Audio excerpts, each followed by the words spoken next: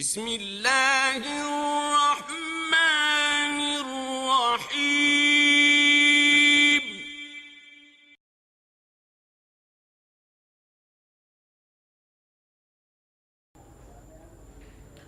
یہاں قرآن شریف کے آغاز میں اللہ نے اپنے نام کے ساتھ اپنی ان دو صفات کو بیان کیا، بسم اللہ الرحمن الرحیم۔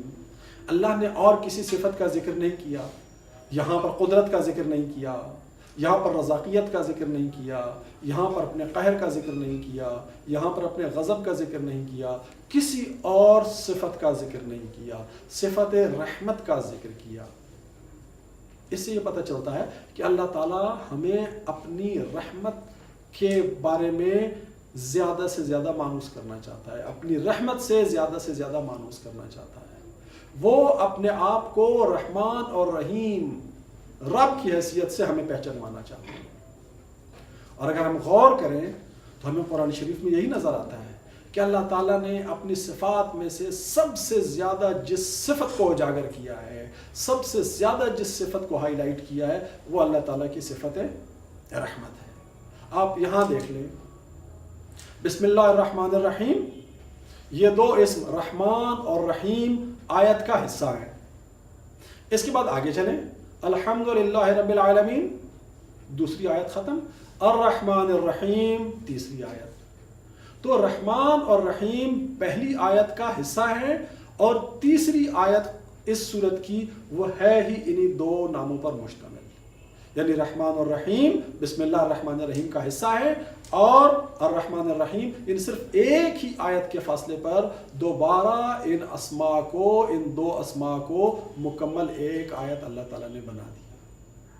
آپ اور آگے چلے تو آگے آپ کو سورہ رحمان نظر آتی ہے قرآن شریف میں، وہاں کیا ہے؟ بسم اللہ الرحمن الرحیم، اور اس کے بعد کیا ہے؟ الرحمن، آیت مکمل، یعنی صرف یہی ایک اسم پوری آیت بنتا ہے۔ تو بسم اللہ الرحمن الرحیم میں یہ دو اسماء آیت کا حصہ ہے، سورہ فاتحہ کی تیسری آیت انہی دو اسماء سے بن رہی ہے، اور سورہ رحمان کی پہلی آیت صرف الرحمن۔ اللہ تعالیٰ اپنے آپ کو رحمان اور رحیم رب کی حیثیت سے پہچانوانا چاہتا ہے، تاکہ بندے اس کی رحمت کو محسوس کریں، تاکہ بندے اس کی رحمت کی طرف توجہ کریں، تاکہ بندے اس کے قریب آئیں۔ اللہ تعالیٰ کا مقصد قرآن شریف کو نازل کرنے کا یہ ہے کہ بندوں کو اپنے قریب کرے، بندوں کو اپنے نزدیک بلائے۔ تو صفت رحمت ہی وہ صفت ہے جس کی بدولت بندے رب کے قریب ہو سکتے ہیں۔ بچہ اپنی ماں کے قریب کیوں ہوتا ہے؟ اس لیے کہ ماں میں رحمت پائی جاتی ہے۔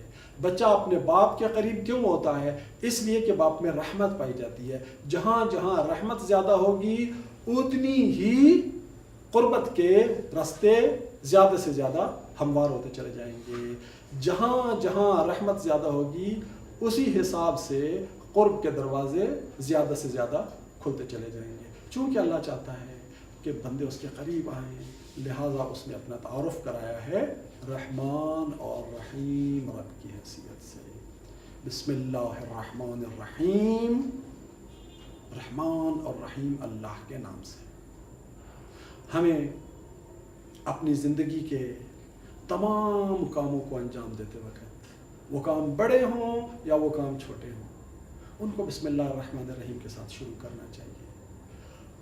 عام اور معمولی کام بھی جب آپ بسم اللہ الرحمن الرحیم سے کرتے ہیں تو آپ کا وہ کام عبادت بن جاتا ہے۔ مثال کے طور پر خواتین جو گھریلو کام کرتی ہیں، گھروں کی صفائی کرتی ہیں، گھروں جھاڑو دیتی ہیں، کپڑے دھوتی ہیں، برتن دھوتی ہیں، ان چھوٹے چھوٹے معمولی کام جن کو سمجھا جاتا ہے کہ ان کی کوئی حیثیت نہیں ہے، اگر خواتین ان کاموں کو انجام دیتے ہوئے بھی بسم اللہ الرحمن الرحیم سے ان کاموں کو شروع کریں تو یہ سارے کام عبادت بن جاتے ہیں۔ اور ہماری زندگی کا کوئی پہلو بھی ایسا نہیں ہے کہ جس میں ہم کوئی کام انجام نہ دے رہے ہیں۔ تو اسلامی آداب کا تقاضا یہ ہے کہ ہم اپنی زندگی کو اللہ سے جوڑیں، ہم اپنی زندگی کو اللہ کی رحمت سے جوڑیں، ہم اپنے کاموں کو اللہ کی رحمت سے جوڑیں، اس لیے کہ ہم اس دنیا میں آئے ہیں تو اللہ کی رحمت کی بدولت اس دنیا میں آئے ہیں۔ ہم اس دنیا میں زندہ ہیں تو اللہ کی رحمت کی بدولت زندہ ہیں، اور جس مقصد کے لیے اللہ تعالیٰ نے ہمیں پیدا کیا ہے وہ مقصد بھی اللہ تعالیٰ کی رحمت کے ساتھ جڑے رہنے کے نتیجے میں ہی حاصل ہو سکتا ہے انسان کو۔ انسان اگر اللہ تعالیٰ کی رحمت سے دور ہو گیا تو اپنی خلقت کے مقصد سے دور ہو گیا، انسان اللہ تعالیٰ کی رحمت سے دور ہو گیا تو انسان اپنی حقیقی منزل سے دور ہو گیا، انسان اللہ تعالیٰ سے دور ہو گیا تو گویا وہ ابدی ہلاکت اور ابدی تباہی کی گہری کھائیوں میں چلا گیا۔